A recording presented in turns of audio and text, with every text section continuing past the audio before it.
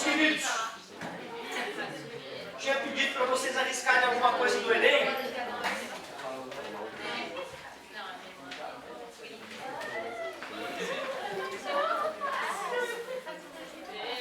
Tinha pedido para que vocês arriscassem alguma coisa, se possível, né?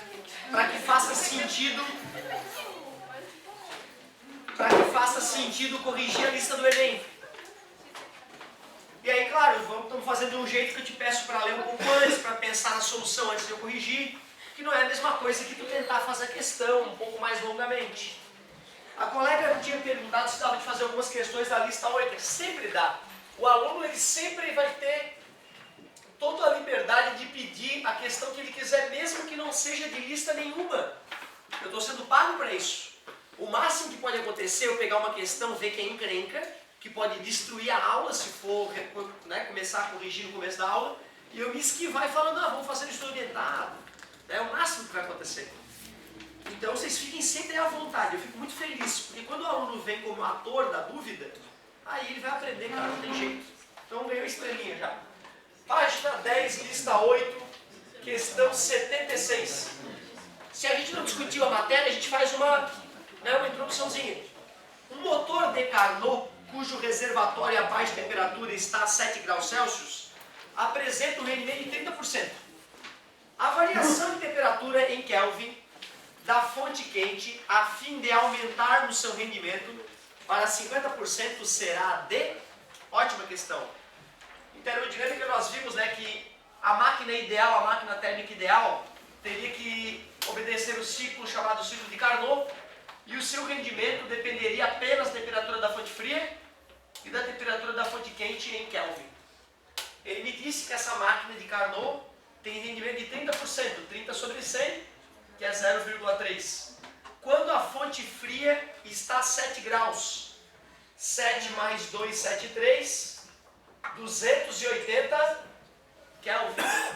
Então tu vê, com isso eu posso descobrir qual é a temperatura da fonte fria. O risco aqui é a gente ter decorado que está dividindo, passa multiplicando, né? E fazer esse assassinato na matemática. Esse é um grande risco. Se a gente lembra, né, que tudo que eu faço na esquerda eu faço na direita, eu subtrairia 1 em ambos os lados, para esse 1 aparentemente desaparecer. Afinal, 1 menos 1 é 0. 0,3 menos 1, menos 0,7. Posso multiplicar por menos 1 ambos os lados. Posso multiplicar por TQ ambos os lados, e posso dividir ambos os lados por 0,7. Tudo bem, se tu quiser fazer menos, passar mais passa menos, não tem problema, né? Professor, mas dá pra fazer tipo de cabeça, porque ela vai ter que ser maior que o dobro de 280. Porque senão ficaria 1 meio e seria 50%. Então qual é a temperatura? 560. Deixa eu ver. Vou fazer a divisão. TQ é igual a 2.800 dividido para 7. TQ é igual a 400. Vê que a matemática é ingrata às vezes, né?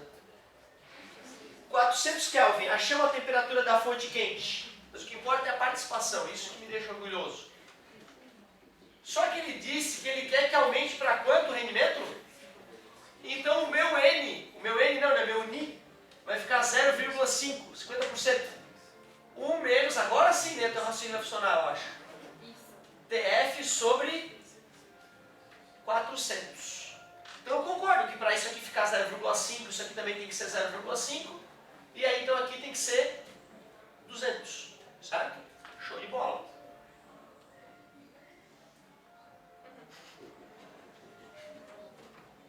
TF é igual a 400 vezes 0,5, depois de pequena manipulação algébrica, 200 Kelvin. Enquanto ele queria o que mesmo? Qual é? Será D? Ele quer saber qual é a temperatura? Não, ele quer saber o aumento de temperatura. Aumento?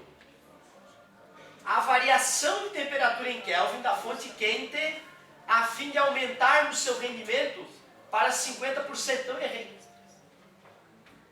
Então eu errei. Onde eu errei?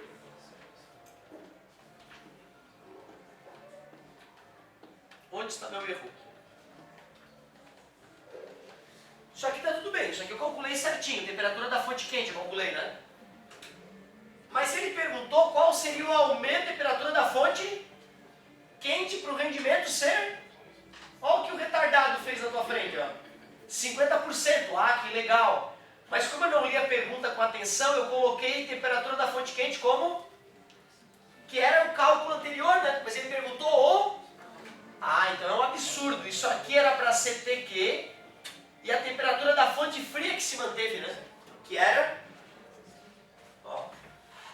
Então aí a ideia da colega já não ia funcionar. A gente vai ter que fazer a conta na munheca mesmo. Menos passa, mais. Aqui fica 280 sobre TQ.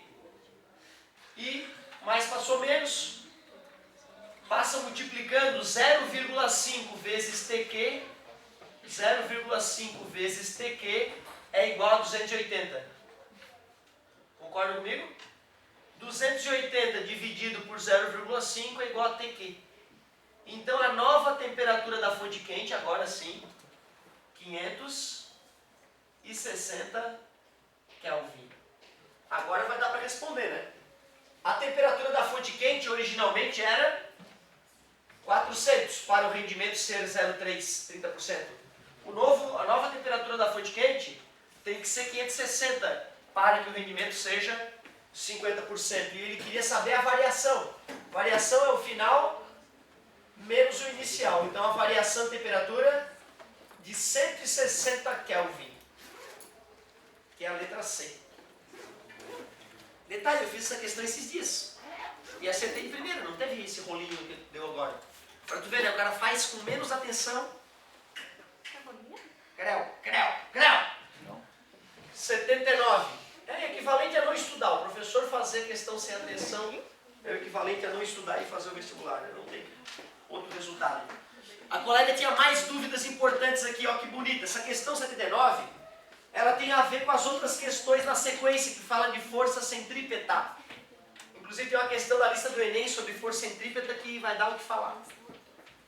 Página 10, lista 8, 79. A figura representa, em plano vertical, um trecho dos trilhos de uma montanha-russa na qual o carrinho está prestes a realizar uma curva.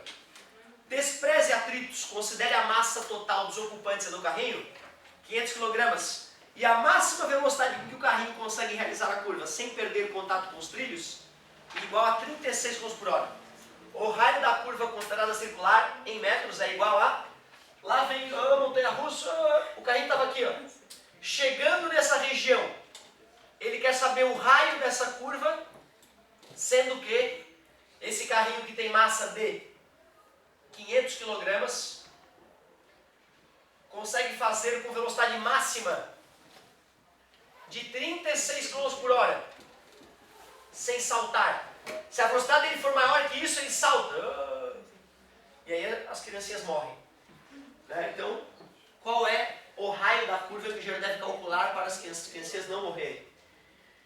Vamos fazer o diagrama de corpo livre do carrinho naquele ponto mais alto? Que forças atuam no carrinho naquela hora? Ali. Só o peso, dá para acreditar? Porque na iminência de saltar, a normal cai a zero. É quando o chão não vai mais precisar fazer força. O certo seria esperar alguma normal ali, né? Tu não vai fazer o cálculo para as criancinhas quase morrerem, né? Tu vai botar uma margem boa, né? Mas ele diz que o máximo é 36. Então quer dizer que naquele momento a normal é zero, é o caso limite. Essa força que é gravitacional, nesse momento que o corpo está no movimento circular, né? É a chamada força centrípeta. A resultante centrípeta é o peso. Peso é M vezes G. Força centrípeta é M V ao quadrado sobre R. Corta a massa e aí está a famosa equação que me permite calcular a velocidade máxima. Ou raio, ou aceleração da gravidade. Está dividindo, passa multiplicando, está multiplicando, passa dividindo. Tu vê, o cara deu a massa de ponta. Porque não precisava saber a massa. A massa não precisa saber. Muito doido, né?